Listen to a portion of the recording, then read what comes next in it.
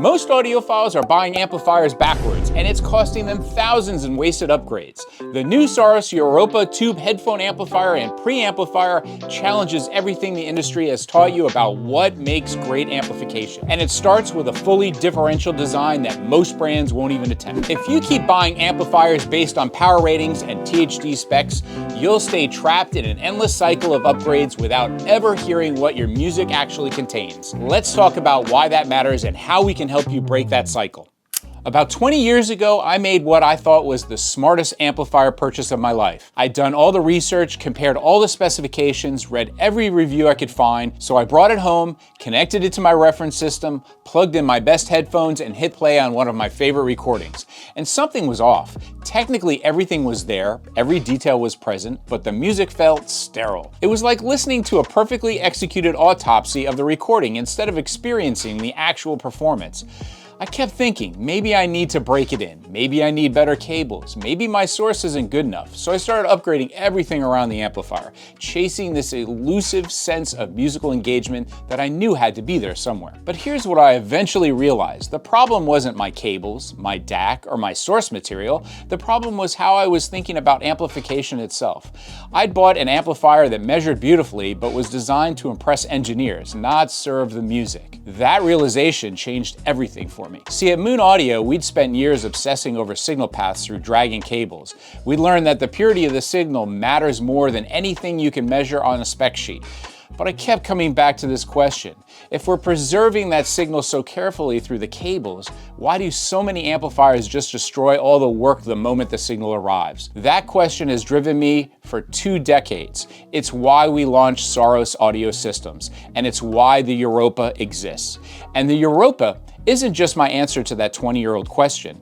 It's proof that when you stop chasing specifications and start chasing the best sound, you end up with something completely different. I think there are 4 specific reasons why serious audiophiles need to understand what we've accomplished here, and why this approach changes everything about how you will hear the music. Reason 1. Fully differential design. Let's start with something the industry doesn't want to talk about honestly. What balance actually means in amplifier design. Walk into any audio shop or browse any online forum and you'll see amplifiers advertising balanced operation. They've got XLR inputs, they've got 4-pin XLR outputs. The marketing materials throws around terms like balanced design and differential architecture, and customers assume that means they're getting true balanced amplification. Here's the reality. Most of these amplifiers are what we call pseudo-balanced. They accept balanced inputs, sure, but internally they are converting the signal to single-ended operation, amplifying it through a single-ended circuit, and then maybe converting it back to balance at the output stage. It's like taking purified water, running it through contaminated pipes, and then filtering it again at the end. The connectors are balanced. The signal path, not even close. The Europa is different. We built a fully differential topology from input to output. That means we're maintaining 2 separate complementary signal paths, positive and negative, throughout the entire amplification chain. Both signals are actively amplified in opposite phase, and they stay that way from the moment you enter the Europa until they reach your headphone drivers. Now, why does this matter to your listening experience? First, true differential operation eliminates common mode noise. Any interference gets picked up by both signal paths equally, and when you subtract them at the output, that noise cancels out. It's like having a built-in immunity to electromagnetic interference that single-ended designs simply cannot achieve. Second, you get genuine dynamic range improvements. I'm talking about the difference between hearing a whisper before a crescendo versus having the whisper buried in the noise floor. The Europa lets you hear the full expression of the performance, from the quietest pianissimo to the loudest fortissimo, without compression or masking. Third, and this is where it really gets interesting, fully differential designs reveal spatial information that single-ended topologies leave on the table. You hear the acoustic space of the recording venue, you perceive the placement of the instruments in the 3-dimensional space. Now here's where this connects to everything we've learned through dragging cables. We spend enormous efforts preserving signal purity through our cable designs. We use high purity copper or silver conductors. We carefully manage dielectric materials. We optimize geometry to minimize interference. All of that work is about maintaining the integrity of your audio signal from source to amplifier. But if that amplifier then takes your carefully preserved signal and runs it through a compressed topology, it's a pseudo-balanced pseudo-balanced instead of truly differential. We've just wasted all that effort. It's like using a precision surgical instrument to open a package and then handling the contents with somebody's dirty gloves. The Europa respects the signal chain. When you connect a dragon cable carrying a pristine signal, that signal stays pristine through every stage of amplification. That's what fully differential design actually delivers. Not just better specifications on paper, but the preservation of musical information that matters. You'll hear space and depth in your recordings that single-ended designs simply cannot deliver. Not because they're poorly designed, some single-ended circuits are exceptional, but because they're fundamentally limited by the topology. It's physics, not marketing. Here's something most people don't think about when they're shopping for a headphone amplifier. What happens when you're not just using your headphones? Most dedicated headphone amps just sit there. They're a single-purpose device. If you want to drive speakers, you need a separate preamplifier. If you want to switch between headphones and speakers, you're constantly swapping cables and changing your signal path. We designed the Europa to be both an elite headphone amplifier and a high-fidelity preamplifier in the same chassis. And I want to be very clear about something. This is not a compromise solution where we've sacrificed headphone performance to add preamp functionality or vice versa. So let's talk about your front panel connectivity. First, on the left, we've got the obvious power switch here. Then we've got our selector switch. In the first position, this is a muting circuit so that when you jack in and out of your headphones, you don't cause any kind of electrical static and connection issues. We've got 3 headphone connectors here. We've got your 1/4-inch jack, followed by a single-ended to balance switch that you'll need to engage when you go to balance. We've got the 4.4mm, which is my all-time favorite right now, and the more common 4-pin XLR. Followed up by our volume attenuator. This is a 24-position attenuator. We'll also be offering a 48-position for an additional cost. When you're using the Europa as a headphone amplifier, you're getting full performance headphone amplification. The circuit is optimized for driving headphones with proper impedance matching, adequate current delivery, and that fully differential topology we just talked about. Whether you're running high-sensitivity dynamic headphones or power-hungry planar magnetics, the Europa has the capability to drive them correctly. So let's talk about the rear panel and the connection options you have here. So for our inputs, like I said on the front with the switch, we've got a single pair of balanced inputs, 2 sets of single-ended inputs, and then you'll notice that we've got a ground lift switch here. We not only have a ground lift switch for the outputs that I'll get to in a second, but we've also got internal dip switches. Why are all these ground lift switches important? Well, sometimes you can end up having a ground loop in your system. And we've seen this so many times over the years when connecting to pseudo-balanced equipment, single-ended to balance, blah, blah, blah, etc. So having it in both sections can help you eliminate that potential ground loop home. So for our outputs, we have balanced outputs as well as single-ended outputs. And here's that ground switch I talked about. As well as here is our IAC where we've got a built-in fuse here. So changing the fuses, if you blow it by accident, very simple. So when you switch to preamp mode and use your outputs, you're getting full performance preamplification. You can drive your speaker power amplifiers through either the balanced XLR outputs or the single-ended RCA output. Think about what this means for system flexibility. You've got one exceptional component that can serve your entire reference system. Listen to headphones late at night when the family's asleep, or switch to speakers during the day when you want to fill the room. Use the Europa as the heart of a desktop system that does both. One investment, complete versatility, zero compromise. And here's something else. The Europa's preamp stage benefits from the same fully differential topology we're using for the headphone amplification. That means when you're driving your speaker amps, you're getting the same noise rejection, the same dynamic range. Your entire system operates at reference level performance. This is how a properly designed audio component should work. Not as a single-purpose device that sits idle half the time, but as a versatile tool that serves multiple roles without sacrificing performance in any of them.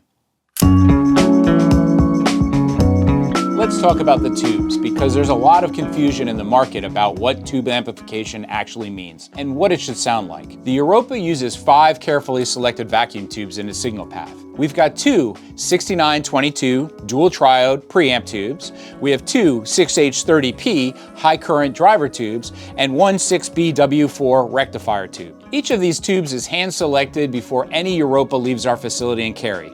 Every tube is professionally tested using a tube tester. We're not just plugging in whatever came from the factory and hoping for the best. Now, here's Here's what matters about the tube complement. The 6922s, which some of you might know as the 6DJ8 or E88CC, depending on where they were manufactured. These are your input and voltage amplification stage. They're handling the delicate work of taking your source signal and preparing it for amplification. The 6H30Ps are doing the heavy lifting, the current amplification needed to actually drive your headphones or feed your power amplifier. These aren't random choices. The 6H30P in particular is a remarkable tube. It was originally designed for military applications where reliability and performance under harsh conditions were critical. It offers low noise, high linearity, and excellent current delivery capability. Here's something else that matters. The 6922 positions are user replaceable. If you want to experiment with different tube brands or tube types to fine-tune the sound signature, you can do that. Want to try some new old stock Amprex tubes? Go for it. Prefer Telefunken? That works too. The Europa gives you that flexibility for sonic customization without requiring you to be a technician. Now, let's address something important about tube sound. There's this persistent myth in the audio world that tube amplifiers are supposed to sound warm and euphoric, that they're adding some kind of pleasant coloration to the music. And yeah, some tube designs do exactly that. They're voiced to add a bit of warmth to smooth over harsh recordings that make everything sound more pleasant. That's not what we're doing with the Europa. What we're after is transparency with organic texture. The tubes aren't there to color the sound, they're there because tube topology, when executed correctly, can reveal music information that solid-state circuits sometimes miss. There's a natural ease to how tubes handle transients. There's a continuity to the harmonic structure. The sound is warm when the recording is warm, and transparent when the recording is transparent. Think of it this way. Remember that Europa moon metaphor we've been using? Jupiter's moon Europa has this frozen surface, but beneath that ice there's a hidden ocean. Most amplifiers only show you the surface. They give you the technical details, but they don't let you access the depths beneath. The Europa amplifier is your vessel for exploring those hidden depths. It's not about adding something to the music. It's about removing the barriers between you and what's actually in the recording. Those musical territories you didn't know existed in your familiar albums. That emotional connection that transcends technical reproduction. That's what proper tube design can deliver. And when you combine that with a fully differential topology, the quality of our power supply, and the attention to detail in every stage of the circuit, you're getting something special. You get an amplifier that measures well and sounds even better. Here's something I feel strongly about. Where and how your audio equipment is manufactured actually matters. The Europa is hand-assembled right here in Cary, North Carolina, in our own facility. And when I say hand-assembled, I mean exactly that. These aren't coming off an automated production line in some factory overseas. Each Europa is built by skilled artisans who understand what they're creating and take personal responsibility for the quality of their work. Why does this matter? First, there's a quality control aspect. When you're mass-producing products in high-volume facilities, quality control becomes a statistic exercise. You inspect a sample of units, you run batch tests, you accept a certain percentage of defects as normal. That's how large-scale manufacturing works, and for many products that's fine. But for a reference-level audio component, that approach is unacceptable. Every Europa needs to meet our standards and not just statistically majority. Hand assembly allows us to inspect every connection, test every circuit, verify every specification on every single unit. If something's not right, we catch it before it ships. Second, there's a precision factor. Just like astronomers calibrate telescopes to reveal distant cosmic phenomena, we're calibrating each Europa to reveal musical details that other amplifiers leave hidden. That level of precision requires human judgment, experienced ears, and the ability to make fine adjustments that no automated process can match. Third, and this is important to me personally, American manufacturing means American engineering talent. We're supporting skilled workers right here in North Carolina. We're contributing to the preservation of audio engineering knowledge and craftsmanship in this country. That matters. There's also the practical consideration of serviceability. When something's manufactured domestically, we can service it. If the Europa you have ever needs maintenance or repair, you're working directly with the people who built it. Try getting that level of support from a mass market product manufactured halfway around the world. And here's where this connects to my experience with Moon Audio. The Europa is designed to work in perfect synergy with our Dragon cables. We're using the wire in the amplifier. We understand the entire signal chain because we're designing and manufacturing both ends of it. We know exactly how our cable geometry, our conductor materials, interact with the Europa's input stage. That's the advantage of vertical integration and domestic control over the entire manufacturing process. Look, I'm not going to pretend that American manufacturing is the cheapest way to build an amplifier. It's not. We could absolutely reduce costs by outsourcing production, but we'd be losing something essential in that process. That combination of quality control, precision craftsmanship, and the customer relationships that make the Europa what it is. When you invest in a Saros Europa, you're not just buying an amplifier, you're buying into a philosophy of excellence, a commitment to American craftsmanship, and a relationship with a company that will support your investment for years to come. Remember, the Europa isn't just another tube headphone amplifier and preamplifier, it's the culmination of 20 years obsessing over what actually makes music connect with your soul instead of just your brain. If you're ready to discover what's been hidden in the music all along, learn more at sarosaudio.com or moon-audio.com. If you want to understand why fully differential design actually matters and why not all balanced gear is created equal, I've broken down the real differences in my video on balanced versus unbalanced audio. That's linked in the description and on the screen. Now on to the next one.